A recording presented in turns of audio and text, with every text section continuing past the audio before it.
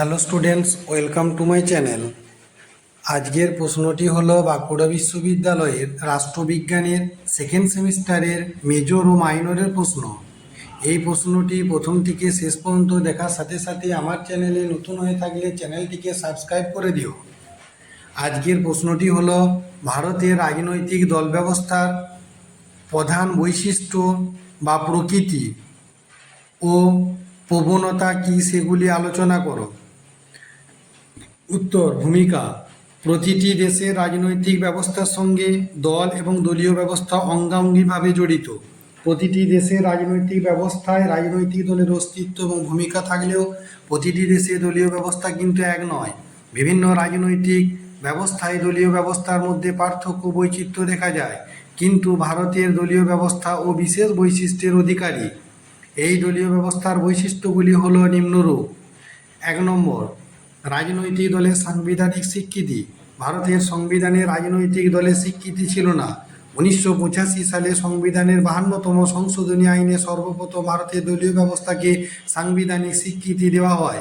এছাড়া সংসদে পাশ করা জনপ্রতিনিধিত্ব আইনে রাজনৈতিক দলের উল্লেখ করা হয়েছে। 2 নম্বর, দলের মধ্যে আদর্শ ও কর্মসূচির বৈচিত্র্য। ভারতের রাজনৈতিক দলগুলির মধ্যে আদর্শ ও কর্মসূচির ক্ষেত্রে বৈচিত্র্য ও অভিনবত্ব দেখা যায়। এই বৈচিত্র্য ও অভিনবত্বের জন্য কোনো দল স্থিতাবস্থা বজায় রাখার ব্যাপারে উদ্যোগী হয়, আবার কোনো দল দেশের বৈপ্লবিক রূপান্তরের ব্যাপারে আগ্রহী হয়। 3 নম্বর, দ্বিদলীয় ব্যবস্থার অনুপস্থিতি। উদারনৈতিক গণতান্ত্রিক ধ্যান ধারণা অনুযায়ী সংসদীয় ব্যবস্থায় দ্বিদলীয় ব্যবস্থায় কাম্য, কিন্তু ভারতের সংসদীয় ব্যবস্থা গৃহীত হয়েছে, অথচ ওই ব্যবস্থার পরিপূরক হিসেবে দ্বিদলীয় ব্যবস্থা গড়ে ওঠেনি। 4 নম্বর, বহুদলীয় ব্যবস্থা।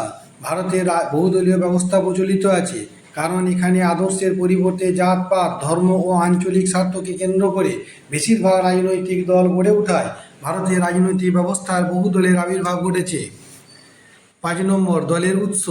ভারতের দল ব্যবস্থার অভিনব বৈশিষ্ট্য হল অধিকাংশ রাজনৈতিক দলগুলির সৃষ্টির উৎস অভিন্ন। সারা ভারতে প্রায় সব দলের কমিউনিস্ট পার্টি বাদে জন্ম কংগ্রেস থেকে হয়েছে, এমনকি জাতীয় আঞ্চলিক দলগুলি জন্ম ও কংগ্রেস থেকে হয়েছে। 6 নম্বর, দলের একাধিপত্য অবসান। স্বাধীনতার পর থেকে ভারতে একটিমাত্র দলের প্রাধান্য ছিল। 1989 সালের পর থেকে ভারতে একটি দলের একাধিপত্যের অবসান ঘটে। 7 নম্বর, জোট রাজনীতির প্রবণতা। বিভিন্ন রাজনৈতিক দলের একজোট হয়ে জোটবদ্ধ হয়ে সম্মিলিত সরকার গঠনের প্রবণতা ভারতীয় দল ব্যবস্থার অপর একটি উল্লেখযোগ্য বৈশিষ্ট্য। 1967 সালের চতুর্থ সাধারণ নির্বাচনের পর থেকে বিভিন্ন রাজ্যে জোট সরকার গঠনের হিড়িক পড়ে যায়। 8 নম্বর, ব্যক্তিকেন্দ্রিক দল। ভারতের রাজনৈতিক দল ব্যবস্থার আরেকটি নিজস্ব বৈশিষ্ট্য হলো ব্যক্তিকেন্দ্রিক দল এবং দলে ব্যক্তি পূজা। ভারতের বিভিন্ন প্রান্তে বা রাজ্যে কোনো বিশেষ জনপ্রিয় ও ব্যক্তিত্ব সম্পন্ন ব্যক্তিকে কেন্দ্র করে বহু রাজনৈতিক দলের সৃষ্টি হয়েছে এবং বর্তমানেও এরূপ বহু দল আছে। 9 নম্বর, বিভিন্ন দলের ভাঙনের প্রবণতা। বিগত 3 দশক ধরে ভারতীয় দলীয় ব্যবস্থার একটি নতুন বৈশিষ্ট্য হলো রাজনৈতিক দলগুলির মধ্যে ভাঙনের একটি অপ্রতিরোধ্য প্রবণতা। যেমন 60-এর দশকে ভারতের কমিউনিস্ট পার্টি ভেঙে যায় এবং 1969 সালে জাতীয় কংগ্রেস ভেঙে বিভক্ত হয়ে যায়। 10 নম্বর, ব্যাপক দল ত্যাগ। ভারতের রাজনৈতিক ব্যবস্থায় শুধুমাত্র দলগুলির ভাঙনই নয়, দল ত্যাগও একটি বিশেষ বৈশিষ্ট্যে পরিণত হয়েছে। চতুর্থ সাধারণ নির্বাচনের পর থেকে ব্যাপক দল ত্যাগ একটা সংক্রামক ব্যাধিতে পরিণত হয়। এর ফলে ভারতীয় রাজনৈতিক ব্যবস্থাকে অস্থির ও ভারসাম্যহীন করে তোলে। 11 নম্বর, আঞ্চলিক দল। ভারতীয় দল ব্যবস্থার একটি বিশেষ বৈশিষ্ট্য হল আঞ্চলিক দলের অস্তিত্ব। ব্যাপক সংখ্যক আঞ্চলিক দলের উপস্থিতি ভারতের রাজনৈতিক ব্যবস্থাকে মাঝে মাঝেই উত্তাল ও অস্থির করে তোলে। 12 নম্বর, ভাষাভিত্তিক দলের অস্তিত্ব। ভাষাভিত্তিক রাজনৈতিক দলের উপস্থিতি হল ভারতীয় দল ব্যবস্থার আরেকটি বৈশিষ্ট্য।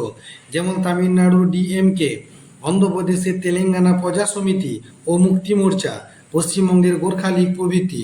মন্তব্য: উপরোক্ত আলোচনার পরিপ্রেক্ষিতে কথা বলা যায় যে ভারতীয় দল ব্যবস্থার পর্যালোচনা ও বিশ্লেষণ করলে পূর্বোক্ত প্রধান প্রধান বৈশিষ্ট্যগুলি দৃষ্টি আকর্ষণ করে।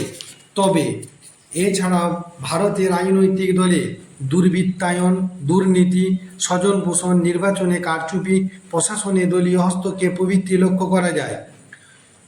প্রবণতা: ভারতের দল ব্যবস্থার ক্ষেত্রে সাম্প্রতিককালে দুটি পরিবর্তন হলো: 1. জোট রাজনীতির উদ্ভব। 2. কর্তৃত্বযুক্ত দল ব্যবস্থার অবসান। তিন, আঞ্চলিক দলগুলির প্রাধান্য বৃদ্ধি এবং চার, রাজনীতির সাম্প্রদায়িকরণ।